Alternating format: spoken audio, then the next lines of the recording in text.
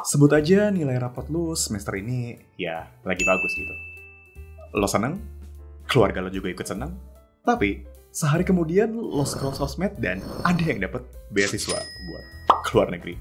Dan ya pada saat itu juga lo langsung bad mood dan lo merasa hidup lo tuh yang paling gak berguna di seluruh dunia. Sering ngerasa gini di konteks apapun? Iya, sama, gue juga. Di era internet seperti sekarang ya, rasanya tuh susah banget gitu buat merasa puas terhadap sesuatu yang baru kita dapatkan atau ya, terima gitu. Setiap kali kita achieve something, ya kita bakal langsung dipaparkan oleh algoritma internet ke orang yang memiliki pencapaian serupa gitu. Dan ya seringnya malah jauh lebih baik dari segi nasib, kesempatan, atau ya apapun gitu. Dan gue baru sadar gitu karena buku yang akhir-akhir ini gue baca somehow soal kesehatan mental dan penerimaan diri ya.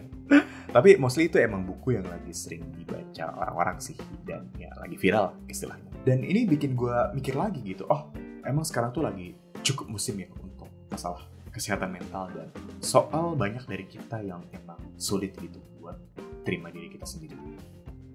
Di era kemudahan akses informasi seperti sekarang ya, kita akan selalu terpapar oleh informasi yang bahkan kita tidak cari gitu.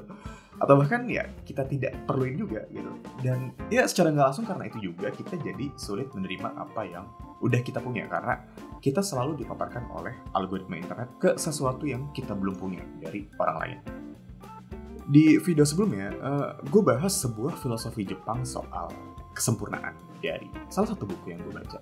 Dan ya waktu mempelajari soal itu emang cukup banyak banget ya yang sebenarnya bisa diambil gitu, nggak terlepas dari konteks kesempurnaan aja sih. Kayak misalnya Blackie di buku Sport Si Mie Ayam itu membenci hidupnya karena perlakuan lingkungannya terhadap dirinya.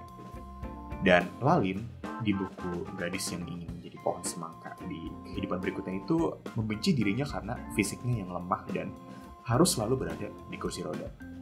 Dan gue rasa cukup banyak orang di era sekarang ya yang kecewa terhadap diri mereka sendiri gitu karena ya tidak berhasil memenuhi suatu ekspektasi yang entah dipasang oleh diri mereka sendiri atau ya oleh orang lain gitu. Kayak pengen bisa kaya secara instan lah, terus pengen bisa couple goals kayak influencer, pokoknya pengen dapat pasangan yang green flag abis gitu, bisa produktif 24 jam, dan ya bisa selalu ikutin gaya hidup yang lagi tren gitu.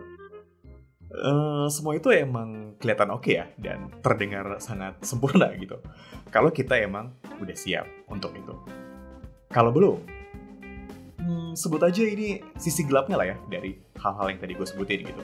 Kalau nggak kesampean, judi online, jomblo seumur hidup, tipes, dan pay later yang nggak ada habisnya. Gue punya salah satu contoh yang mungkin cukup tepat lah ya untuk dipakai sebagai analogi gitu.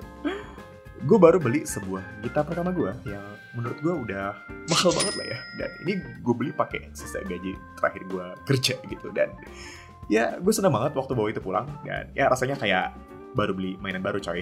Dan karena gue gak ada tekanan buat bisa dapat penghasilan dari benda ini. Dan ini rasanya tuh beda banget sama waktu gue baru beli laptop. Terdapat tekanan buat bisa balik modal gitu dari benda ini atau ya bisa dapat penghasilan lah seenggaknya gitu. Dan ya selang beberapa minggu setelah gue beli gitar itu ya mulai muncul banyak algoritma internet entah di YouTube gue, IG, Facebook, TikTok atau apapun gitu soal gitar yang bagus tuh kayak apa, tipe-tipe gitar. Dan ya endingnya gue jadi belajar banyak gitu soal gitar. Dan ya waktu suatu hari gue ke toko gitar gitu ya, gue malah jadi nyambung gitu ngobrol sama pegawai tokonya. Padahal gue kesana cuma pengen beli kapo sama lihat-lihat doang kan.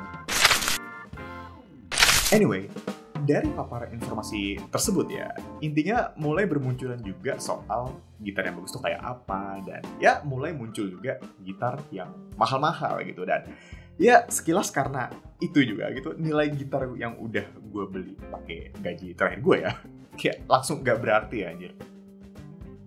Dan ya pokoknya gitu, ini bukan berarti gue langsung pengen beli gitar mahal gitu ya. Gue juga sadar diri gitu karena gue juga masih belajar gitu buat apaan gitar mahal.